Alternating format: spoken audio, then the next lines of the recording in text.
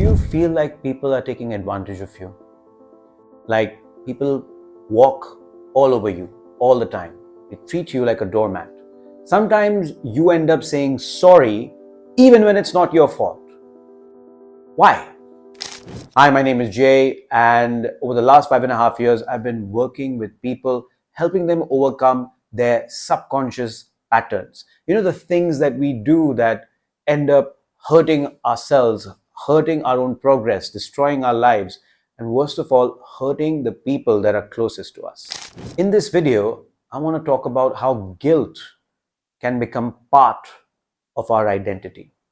Taking on blame and confusing it for responsibility. There's a distinction here. I think everyone must have self responsibility, meaning you take responsibility for your actions, for your emotions, for your thoughts. But there's a distinction between taking on responsibility, being self responsible, and then taking on blame. And there's a thin line. Taking on responsibility for what you do, good. Taking on the blame for what somebody else does, bad. Taking on responsibility for your own thoughts, for the way that you feel, that's powerful. Or when you take on responsibility, let's call it blame, for how somebody else is feeling, that is too much of a burden for anyone to carry. See, here's the truth. When guilt becomes part of your operating system, it becomes part of your identity, you start taking on responsibility for things that you have no control over. You start over blaming yourself. You start over explaining yourself. You start over apologizing and sacrificing things that you should not be sacrificing in the hopes that somehow you'll make somebody else happy. In this video, I'm going to cover 3 things that is so important for you to know. Because if you find yourself trapped in this pattern, or if you know somebody in your life, family member, a friend, a loved one, that you find keeps doing this again and again, please send this video to them. Taking on too much blame isn't about having humility. It's not about being a nice person. It's actually a result of a deep fear. It's a result of a belief that if you don't cater to other people's emotions and feelings by taking on more blame than necessary, something terrible is going to happen. That people are going to abandon you, people are going to leave you. And the fact is, the ones who truly matter in your life won't. They won't leave. And the ones who are there for the wrong reason, they're the ones who can get the hell out. Let me explain. So the first thing that you have to understand with this sort of a pattern is your childhood connection with this pattern. Because this isn't something that's new. If you look at your life and you try to think about the last time that you felt this urge to take blame, you'll realize that it actually comes from a pattern that was established in childhood. Just think about this feeling. That feeling that comes up, there's this dread that comes up when you have this urge of apologizing, that if you don't do it, something's going to happen. Something bad is going to happen. Somehow you are unsafe. It's almost like a fear response.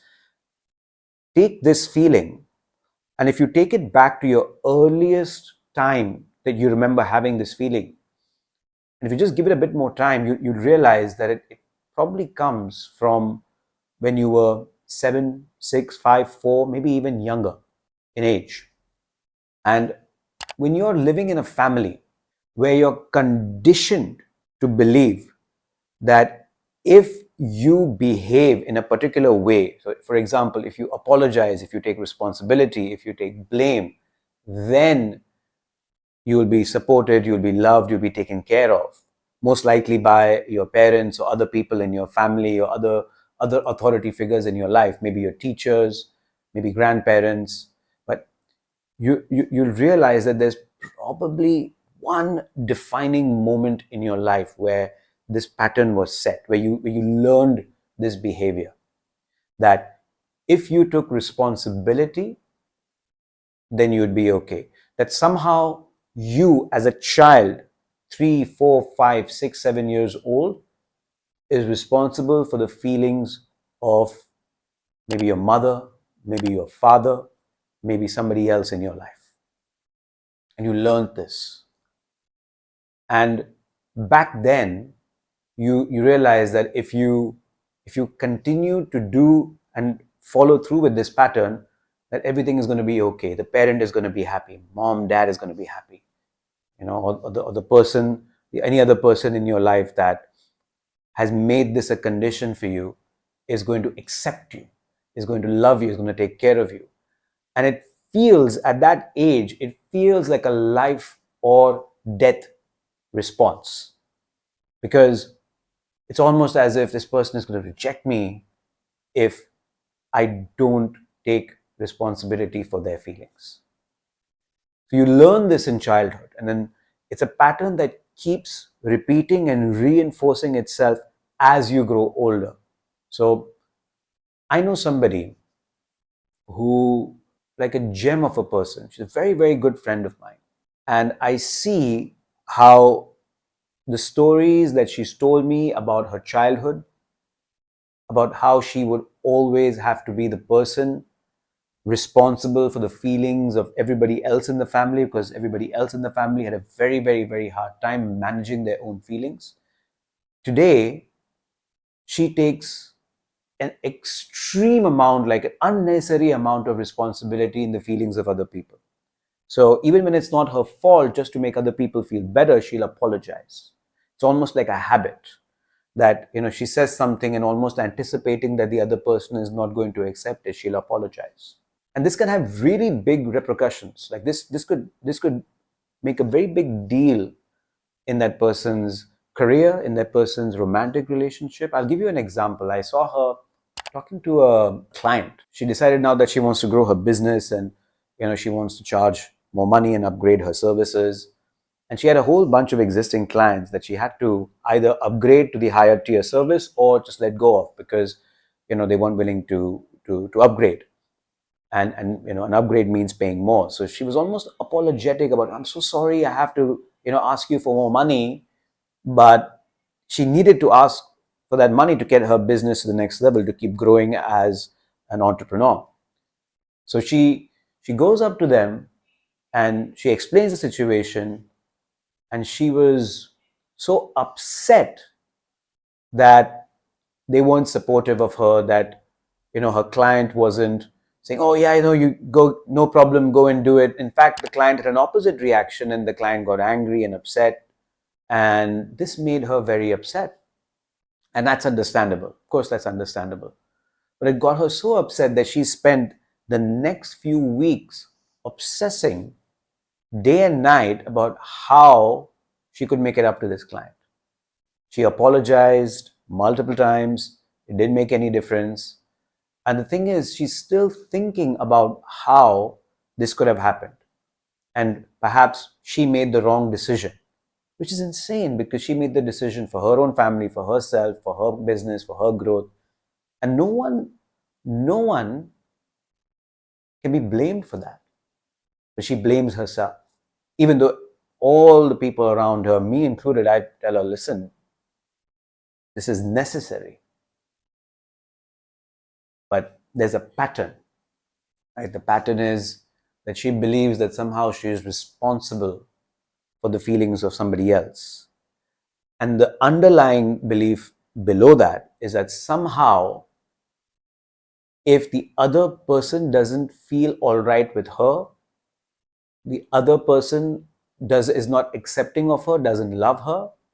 Love is a very, it's not, you might think that, okay, it's a client, what do you mean love? But the child inside of you doesn't know the difference. So when someone, even a stranger, kind of rejects you, it could mean that I am not good enough, like I am not worthy of love. And we've all felt that in some way or the other, especially in the romantic context, right? We've all felt that.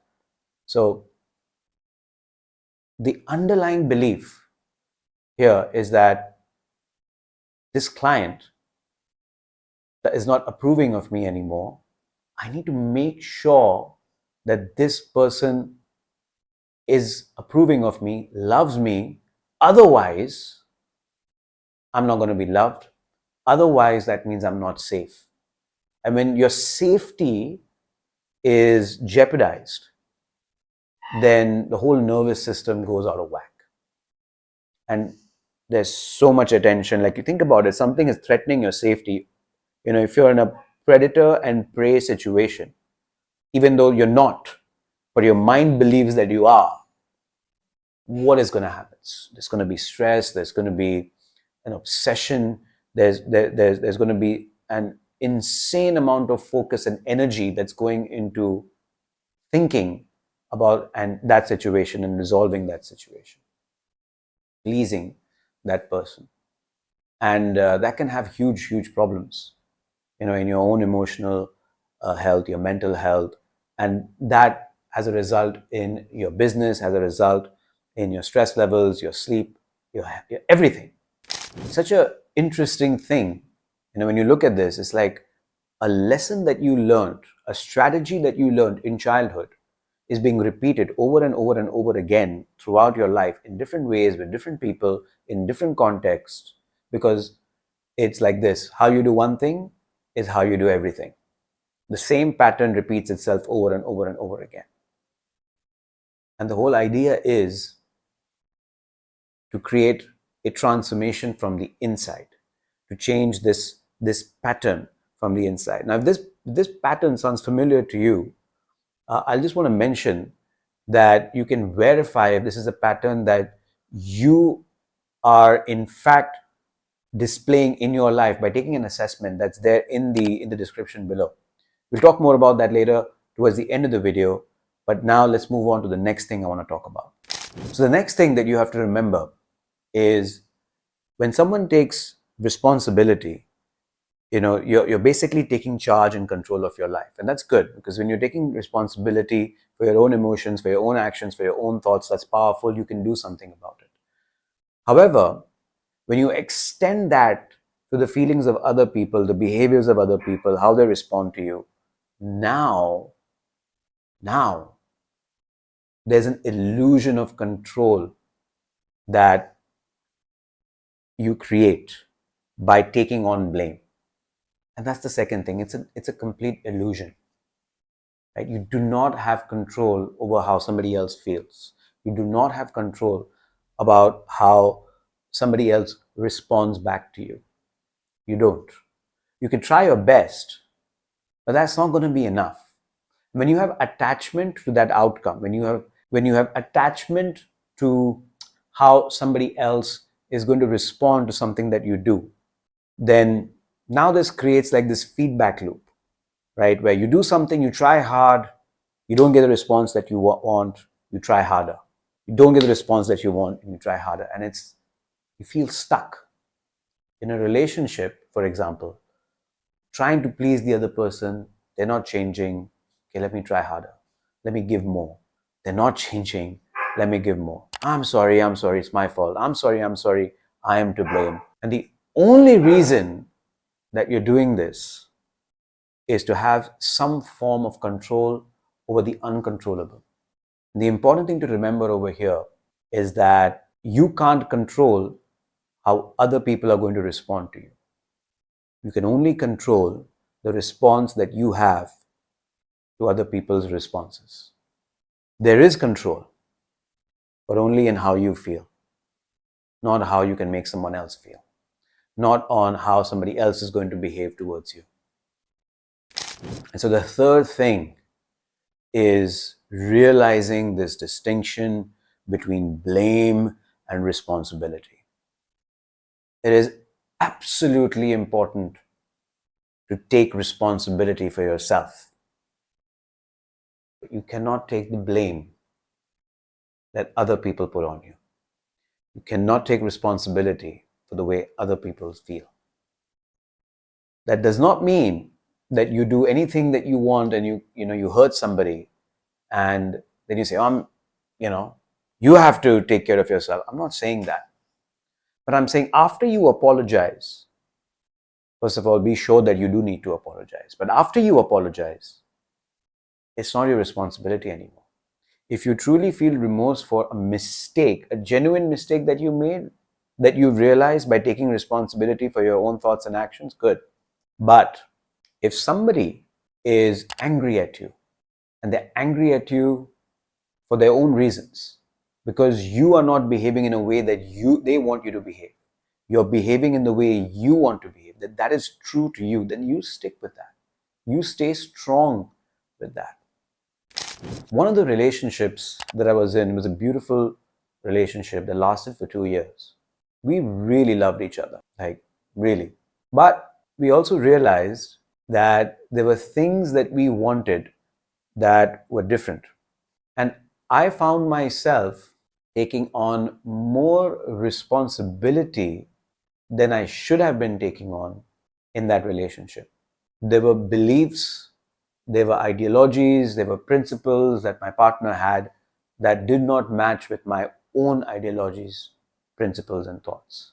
When I expressed what I felt, when I expressed, I think this is, this is right, and she disagreed with me, she would get hurt because, her values and her principles were different. And when she got hurt, I would take the blame. It's not her fault, by the way. I would willingly take the blame. And I try to do better. And the thing is, when I try to do better, I'm actually acting in opposition to my own principles and values and thoughts. And, I was thinking, hey, I'm just trying to be a good partner. But the truth is that I was betraying myself by doing that. And when we realized what was going on, the only logical solution was that we needed to change the configuration of our relationship. We needed to move on. You need to respect yourself. You need to respect your own values, your own belief systems. But it's easier said than done when you have a pattern taking responsibility for somebody else's feelings just because you believe that somehow if they would be okay, if they felt okay, you would be okay. And that's just not true. You have to find a way to be okay whether they're okay or not. And that is taking responsibility for yourself, but not the blame. If you're somebody, that resonated with this, and you want to really understand at a deeper level what your patterns are, then I have a few very helpful things in the description below. Go down, take a look. We have an amazing assessment that you could do that will tell you your patterns to the T. We also have a fantastic space, like an incubator for transformation, for inner transformation. Because transformation starts from the inside. You want to change your life? Change who you are. And for that, I have something called the Breakthrough Lab. So take a look at the description. Remember that the unconscious patterns that you have shape your emotions, shape your thoughts, shape your behaviors. Thousands of people have been helped by taking this assessment. So make sure you take it. And apart from that, remember, blame doesn't build you, the truth does. Till the next time, I'll see you soon. Bye-bye.